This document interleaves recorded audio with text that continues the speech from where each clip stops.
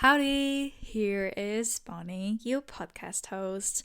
Before we dive into this episode, I want to introduce you to my heartfelt and transformative novel, It Was Here. Dive into the captivating story of Harrison Selick, a 41-year-old divorced man navigating the complexities of love, loss, and self-discovery. In this beautifully crafted tale, Harrison's journey of rebuilding his life after a devastating divorce unfolds with raw emotion and unexpected twists. Join him as he grapples with his past, embraces the present, and embarks on a path to rediscover true love. But that's not all. Immerse yourself further in the world of It Was Here with our exclusive merchandise. We have a range of stunning postcards, posters, and stickers inspired by the novel, allowing you to carry a piece of this extraordinary story wherever you go. Side note here, there is an offer box available, and there you get everything. There you get a signed hardback copy and all of the merch. So yeah, listeners, get ready to be captivated by It Was Here and its compelling exploration of love, forgiveness, and the beauty of second chances. Don't miss out on this remarkable journey that will leave you feeling inspired and touched. To get your hands on the book or the offer books, and of course our fabulous merchandise, visit the website at thecrylounge.com, or it's also linked in the bio. Discover a story that will stay with you long after you've turned the final page. I promise. Get your copy of It Was Here today.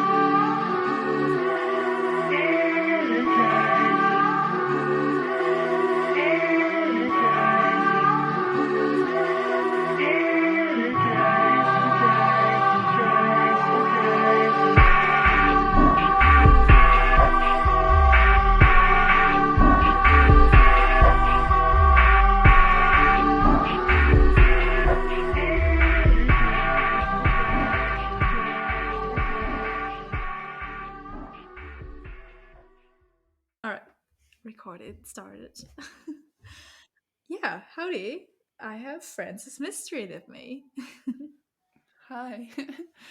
I've been following you on TikTok for some months, I would say. Like I followed you. I think I followed you the start of your promotion of You Don't See Me. Okay, yeah, And cool. then and then I was like, yeah, since then I'm sticking around. Yes. And I really loved how you I think it's because my For You page is quite full of like, musicians and songwriters who, try to convince me to appreciate the new song. And I really liked I liked your style. It was different to what I've seen, like from other artists. Oh, thank you. I try my best to be not the same and annoy everyone because there's so much of it, but it's so hard. Yeah. No, but I really loved, especially, I don't know, I'm a huge fan of the trend where you just put like a very short clip and then, a lot of text over it. And I really, that hooks me always. So I like that you do that. And so, yeah. And then, you listen to this song and you're like, oh, this is a vibe. I'm going to appreciate this. Yeah. So yeah, I hope the listeners, like I hope new listeners have found you that way now too. They've cut it out. Yeah, I hope so too. I was like, is it cut it off? No, it's cut it out. Similar but not the same. Yeah. And and so when you announced cut it out, I was like, oh, I need to have her on the podcast. Yeah. I'm glad you asked me. Yeah. All right, so we're going to start with a Bonnie's Legends check. Those are basically 5 questions I ask every artist who comes on here, just to break the ice and also to get to know you, to the listener. And so, yeah, I mean, we all know that answer, but what is your name? I'm Frances Mistry. Nice. I love the name Francis, by the way. Thank you. I was. I don't really like it, but yeah. Okay. Well, so Bonnie Oberson is also my artist name. And I always wanted to call myself Francis when I was younger. So Really? that would have been a coincidence. Yeah. But then I stick to Bonnie. Yeah. I like Bonnie. Bonnie's a good name. Thank you. Thank you. All right. When's your birthday? My birthday is December 11th. Oh, nice. So like a Advent baby. Yes. That was so weird. Sorry. I was like, all right. I was always jealous of the classmates who had birthday around the Christmas time, because you're already Really? in a cheerful mood because it's Christmas, but then you Yeah. have birthday too. That's always like, Yeah, I guess. I mean, you don't get as many presents because everyone just combines the two, but like. oh, I did not think of that. Yeah, but it's all right. Okay. Who is your legend? Like, who's a person you look up to? I'd say Claro, I think, for that. Nice. Yeah. Yeah. I would love to have her on the podcast too. Yeah, that would be good. She's a bit too big for the podcast yet, but well, you never know. yeah, exactly. All right. All right, I want you to choose a theme song for your current life chapter. Yeah, well, I think right now it would probably be Whatever's Inconvenient by CMAT. Oh, okay. Yeah, I think I've listened to it. Is it a new song? Yeah, it came out last month, I think. Okay, yeah. I had it in my mind somewhere. Yeah. Nice. All right, and what's a song that just takes your breath away by how good it is every time you listen to it? I'll go with Cologne by Biba Doobie. I just never get bored of that song. Yeah. It's just like so good. I have to like listen to it so loud because it's just like, yeah, it's my favorite song, I think. Yeah. Yeah. Songs that you have to play loud are always good. Yeah. I have that if you don't see me. I have to play it loud while I'm walking. Yeah. You're cool. Yeah, all right, that was already the Bonnie Legends check. Nice. All right, so to dive into the interview, we're here to talk about your new single, Cut It Out. We've mentioned it already. And before we dive into that, I wanted to ask you if you can introduce yourself a bit, talk a bit about what you've released so far, your musical journey. Yeah, so I've been like a solo indie artist since like 2017. I started because I went to see Declan McKenna live and I just like really liked the whole indie scene. Nice. I was like, I really want to do that. So I taught myself guitar and started writing music, and then since then, yeah, just like released singles since then. Yeah. Nice. I love that. I actually listen to them, like listen to all your singles today. I do that when I'm, to get into the mood of the interview and stuff like that. And so I listen to like all your singles. Where are you at right now in your artistic journey, and how does your new single Cut It Out, which is coming out this Friday? Yeah. So far it's the 2 days. For the listener, it's probably like 2 weeks ago. How does the new single reflect on the point of your career right now?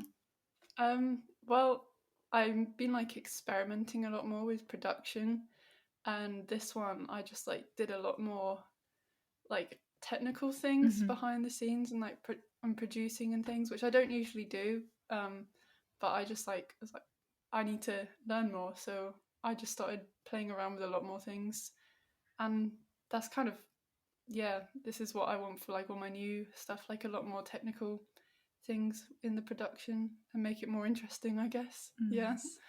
Yeah, you self-produce, right? Yeah, I do it myself. Yeah. Nice. So yeah, you also like self-produced all the other songs before. Yeah, most of them.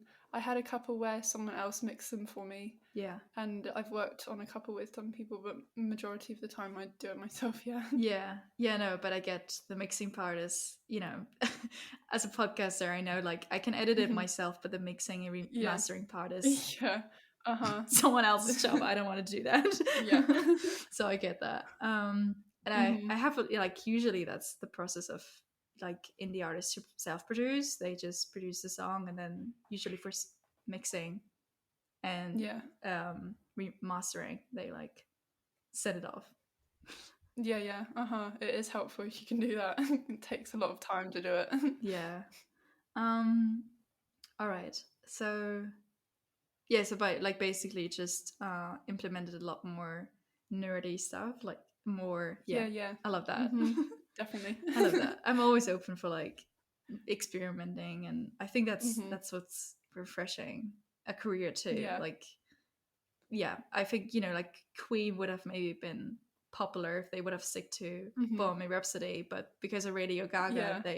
they have this variety of their Yeah. dis dis dis disco crabby.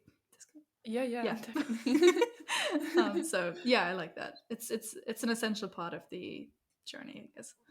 Yes. All right, describe Cut It Out in 3 words, which is funny because it is, the title is 3 words, but like It's like words. I know. I was like, yeah. Okay. I spent a lot of time thinking about this. I was like, what do I say? So I have got hypnotic, nostalgic, and progression. That's what I came up with. I love that. Yeah. It gives off the vibe from like the the teasers, the 6 seconds. I listen on TikTok. It kind of gives off the vibe. Yeah. Yeah. So this question is always kind of random because it kind of goes hand in hand with like what inspired the track and what the Yeah. song is about. Mm-hmm. But yeah, maybe we just mix them together. Like maybe you talk a bit about Yeah. what inspired the track, what the song is about, and how you came up with the title. So, like the title was just like the words in the chorus that I have, but it kind of like it came about me being like, so what would I say to myself to like tell myself to stop thinking over like situations and overreacting about things. So it's just like cut it out, just stop it.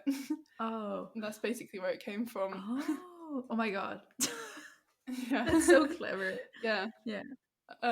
But like the inspiration behind the whole track, I was like listening to a lot of the 1975 and the Japanese house, and so I wanted to go more electronic based, I guess, and I guess like liquid drum and bass a little bit, so more upbeat and fast than my usual stuff. But yeah, and the lyrics are about just like moving on from someone that you thought you had a connection with, and then it just like going for some reason. Yeah. But then also having to see the person around a lot because they live in the same area that you hang out in, and it's just a bit awkward. But yeah. Yeah.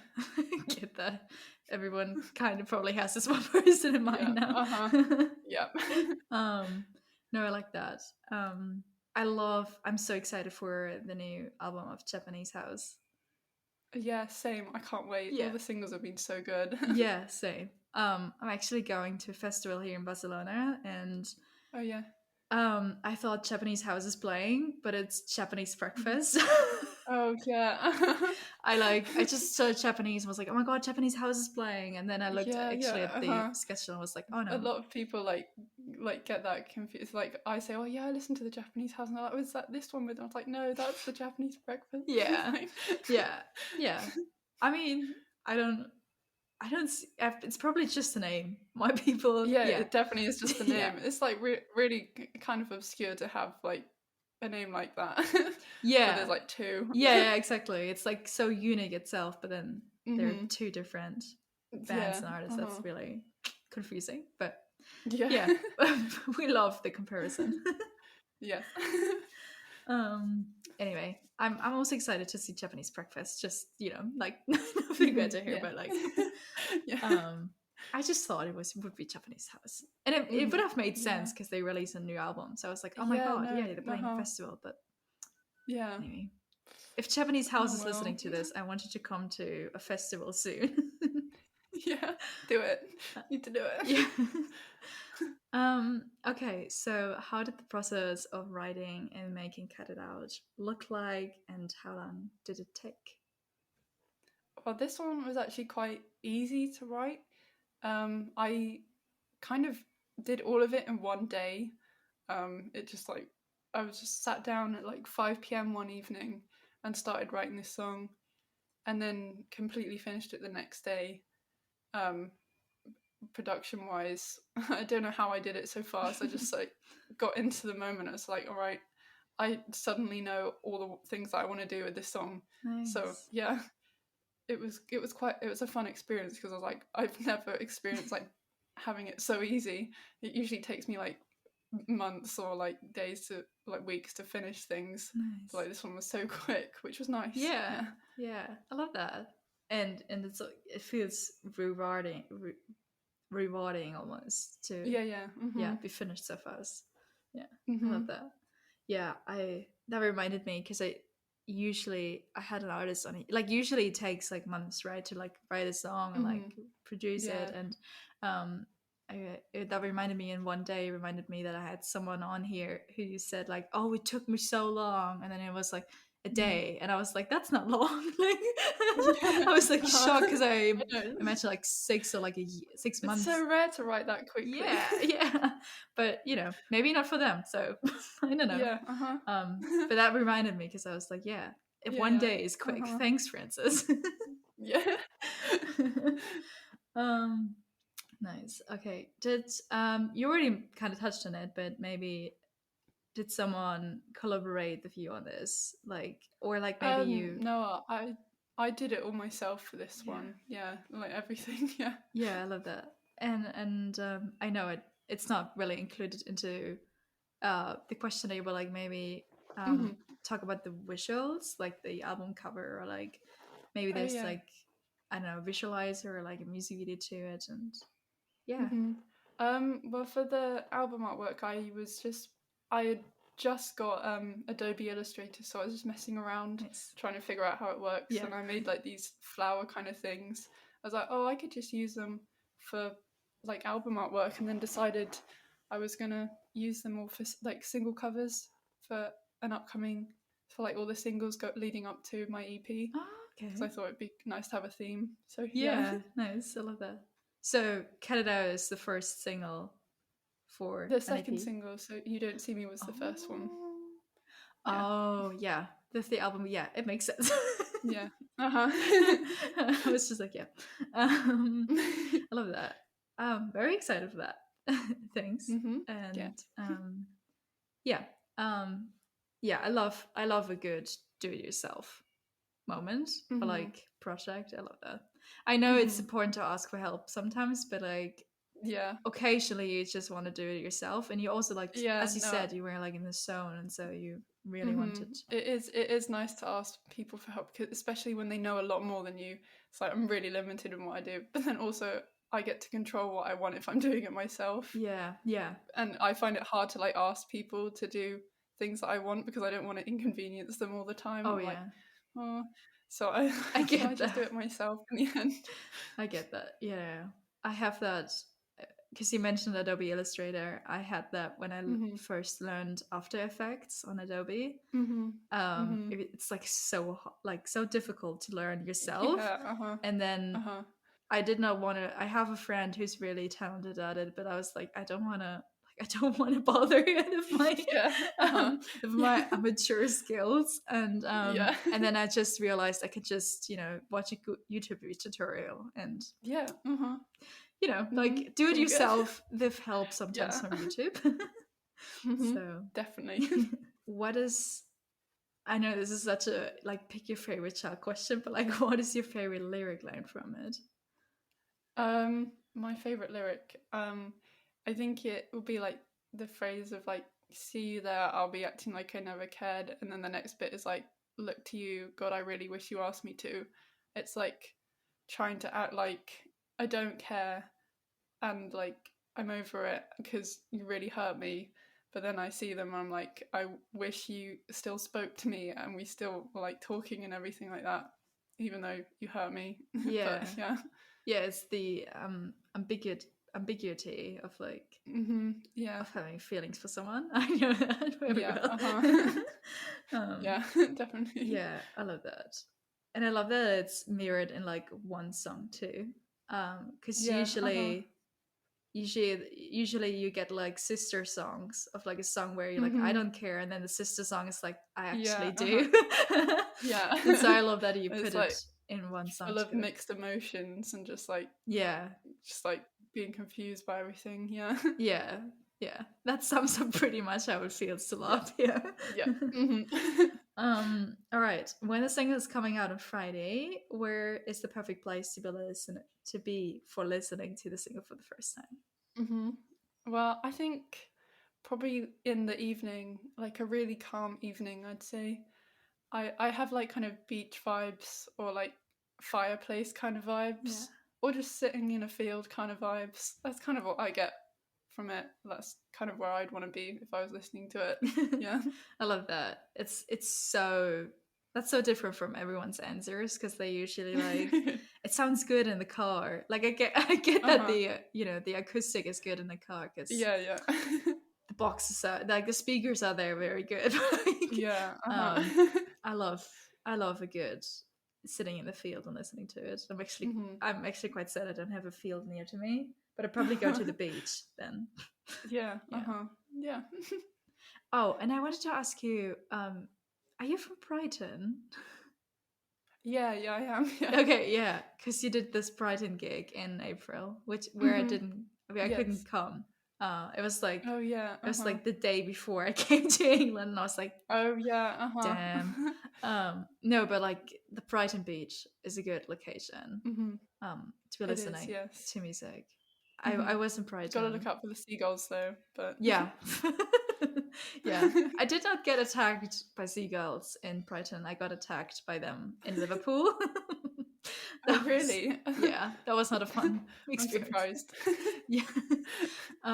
No, but like I loved when I was in Brighton last year, I loved going for sunset to the beach and then just Hmm. listening to Yeah, it's music. so pretty. Yeah. Uh-huh. So whenever I'll be back in Brighton, I will do that with your song. Yes. Uh-huh. Yeah, a good idea. And hopefully I've got a gig then at the same time. Yeah, yeah. Is there a music video to it or a lyric video? There isn't. There isn't. I haven't made one. I don't know if I'll make one. I'm kind of process on like releasing the EP and Yeah, figuring that out. And I don't really know how to make a music video. All yeah, the ones I've done in the past are exactly the same of me just filming myself on my computer. But yeah. yeah. But yeah, I love those. Yeah. It's the They do are it fun. yourself. Yeah, it's the do it yourself vibe again. Yeah, uh-huh. Yeah, I used to do that a lot. I don't. I did that yesterday because I had to record a reading from my book, Hmm. and it felt so 2020 vibes. Yeah, uh-huh, yeah. Yeah, so Love it. yeah, I was like, oh, this is. I feel like a flashback to the pandemic. Yeah. Interesting. Yeah, exactly. This is my favorite question to ask. If you could send the song to any artist, dead or alive, or like band, knowing they will listen to Cut It Out, who would it be? Hmm. This one was difficult because I was just thinking of all my favourite Yeah. artists. But I think I would send it to Declan McKenna. Um, Yeah. considering that was like the whole reason I started anyway. Like Yeah. after seeing him perform live, like yeah. Yeah. Nice. Yeah, are there any honorable mentions you want to make? This is the part where you can like Um, go wild. I have people okay, sometimes on cool. here shouting out their cats and moms. Or Yeah. like, yeah. Hmm. So, Uh-huh. I mean, probably shout out my band. Because they help a lot with my live sets and it's always fun playing with them. yeah. Um, I don't know if you can hear the bird in the background, it's quite loud. Yeah, I thought it was a seagull. I was like, Yeah, they I heard just us. realised what it was. Yeah, they heard Uh-huh. us. They're now coming onto the Trying to podcast. disrupt us. Yeah. But yeah, and then I've got a couple of friends. They're in a band called Cows, but they've really helped me like become more confident in myself, and they're just great friends. And then I also shout my cats because Nice. I love them too. Yeah, Yeah. How many do you have? I have 3 cats. Ah, I love that. Yeah. Okay. We're at the end of the interview. Do you want to maybe say a bit more about your EP? Like when it, if Oh you can yeah, announce it, I don't know, but like, yeah. I mean, I haven't announced it yet. I'm talking. I think I'm having a meeting today about it. Okay. And the plans about it. Is it the one right after? Should be releasing in the summer. Yeah. Okay. But yeah, it should be releasing in the summer, and yeah, I think that's all the information I have about it at the moment, really. I love that. Yeah, maybe I'll be back in England in the summer, so maybe Yeah. you're gonna have like an EP gig, like release gig. I want to do that. That would be fun. Yeah. I will come if I'm there. Yeah, cool. That would be fun. And actually, she's doing a gig close around the EP release date. It's Tuesday the 15th of August at Cat's Pace, which is in London. There's kind of this pattern. Do you see this? In April, I arrived like a day before the gig, and then and now I'm arriving 2 days too late again. But if you're around London or close to and you want to see Francis live, you should definitely check out that gig on Tuesday the 15th of August at Cat's Pace. And yeah, I hope you enjoy listening to this interview. I am actually interviewing her again very soon, so really excited for that. And yeah, listen to Cut It Out. It's out. Pre-save her EP, Let the Meat Crass. And yeah, I hope you have a nice morning, afternoon, evening, wherever you are when you listen to this. Listen again next week, where the second part of my interview with Liv Titoma is coming out. So subscribed. And yeah, I hope you have a nice day. Bye.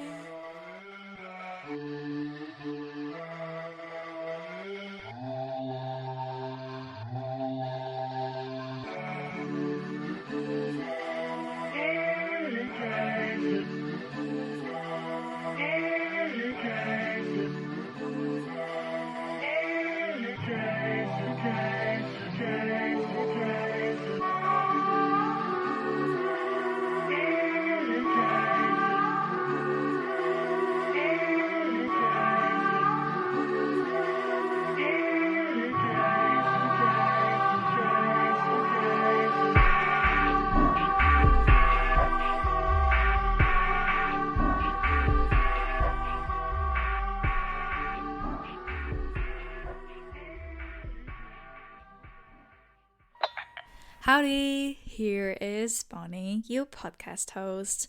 Before we dive into this episode, I want to introduce you to my heartfelt and transformative novel, It Was Here. Dive into the captivating story of Harrison Selick, a 41-year-old divorced man navigating the complexities of love, loss, and self-discovery. In this beautifully crafted tale, Harrison's journey of rebuilding his life after a devastating divorce unfolds with raw emotion and unexpected twists. Join him as he grapples with his past, embraces the present, and embarks on a path to rediscover true love. But that's not all. Immerse yourself further in the world of It Was Here with our exclusive merchandise. We have a range of stunning postcards, posters, and stickers inspired by the novel, allowing you to carry a piece of this extraordinary story wherever you go. Side note here, there is an offer box available, and there you get everything. There you get a signed hardback copy and all of the merch. So yeah, listeners, get ready to be captivated by It Was Here and its compelling exploration of love, forgiveness, and the beauty of second chances. Don't miss out on this remarkable journey that will leave you feeling inspired and touched. To get your hands on the book or the author books, and of course our fabulous merchandise, visit the website at thecrylounge.com, or it's also linked in the bio. Discover a story that will stay with you long after you've turned the final page. I promise. Get your copy of It Was Here today.